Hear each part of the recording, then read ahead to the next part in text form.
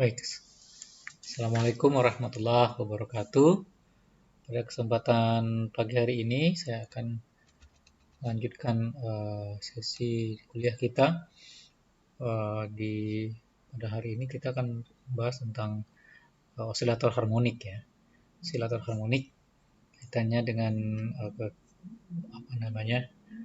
Mungkin kita pernah lihat di sekitar kita, di sekitar lingkungan kita, beberapa tools, beberapa alat, beberapa sistem yang itu bergerak secara berulang, periodik, ya, dengan lintasan yang berulang dalam waktu tertentu. Ya. Kita bisa sebut bahwa gerak tersebut adalah gerak yang bergerak secara harmonik atau bergerak secara osilasi atau gerak osilasi. Ya, yang paling sering kita lihat mungkin fenomenanya ada di pegas, ada di bandul, yang mungkin kalian juga pernah sering pakai adalah di piston, shock breaker, di shock breaker motor, di mobil juga ada. Itu beberapa alat yang banyak digunakan, yang itu juga ternyata membantu ya, sangat membantu kita. Coba kita bayangkan kalau seandainya shock breaker di motor tidak ada, itu ya dengan kondisi jalan yang berlubang, ya, yang tidak rata, tentu akan membuat ya badan kita akan terasa pegal, sakit dan seterusnya. Itu juga dengan pegas tidak ada, itu akan susah kita untuk melakukan atau membuat sebuah alat olahraga misalnya, atau mungkin tidak tempat tidur kita tidak nyaman dan seterusnya.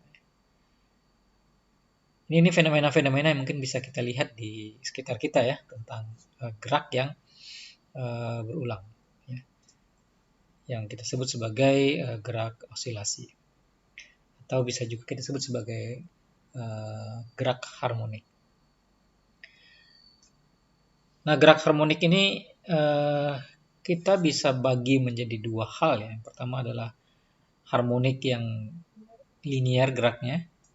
Linear itu periodik, ya, periodik. Ada juga yang sebaliknya, yaitu gerak yang non-linear. Non-linear itu berarti periodenya tidak linear lah. Artinya satu saat tinggi sekali, rendah, tinggi sekali, dan seterusnya. Ya, sehingga geraknya tidak lagi linear, bahkan mungkin cenderung ke arah chaos, ya, tidak beraturan sama sekali. Ya.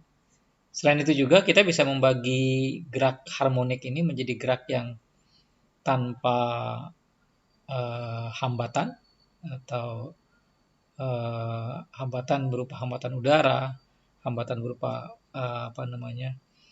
gaya lain yang kita tambahkan, itu kita sebut juga sebagai sebuah hambatan. Ya.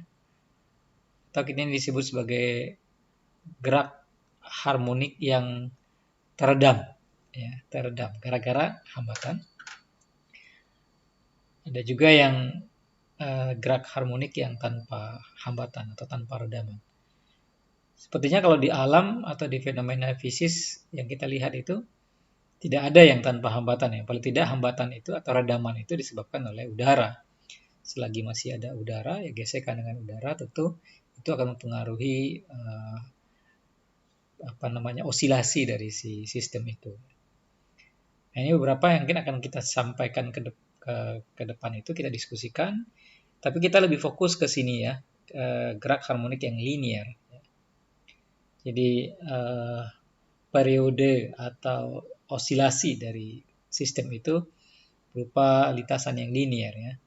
Ini yang kita akan bahas, dan juga nanti akan kita bahas tentang bagaimana gerak harmonik ini yang tanpa redaman, tanpa hambatan, ya. Dan bagaimana pula yang ketika kita meninjau gerak harmonik ini dengan hambatan, ya. Hambatannya seperti apa, kita akan lihat. Oke, kita coba tinjau yang linear. Saya menggunakan buku ini ya. Ini saya kira bagus untuk kita pelajari buku Atam P. Arya, Classical Mechanics ya. Banyak beberapa hal yang bisa dibahas di sini, lebih konsepnya sederhana dan mudah kita untuk pahami. Ya. Kita akan sedikit meninjau ya, ada linear dan non-linear. Tadi saya katakan ketika suatu partikel itu bergerak dengan melalui sebuah atau gaya yang dilakukan, maka akan ada sebuah perpindahan, ya. Dan juga akan ada energi. Energinya adalah K plus V, ya, atau kita sebut sebagai energi mekanik, ya. Energi kinetik ditambah dengan energi potensial. Dan tentu juga akan ada kecepatan, ya.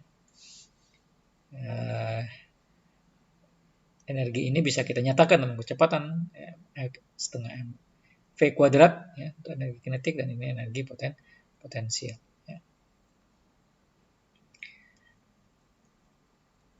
Nah, kalau kita lihat di sini, ketika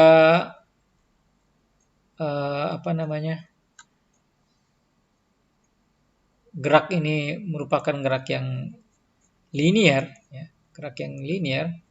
maka kita akan mendapatkan T yang seperti ini, ya, periode, ya, atau waktu ini, ya. Dari konsep energi tadi kita bisa mendapatkan konsep perubahan, ya, perubahan waktu, ya, seperti persamaan ini, dan periode, ya, periode dari gerak tersebut, ya, periode dari gerak tersebut. Ini kalau kita meninjau gerak yang linear. Sementara ketika kita meninjau yang non-linear, ya, jadi nanti kita akan lebih banyak berbicara tentang yang linear ini, ya, linear ini.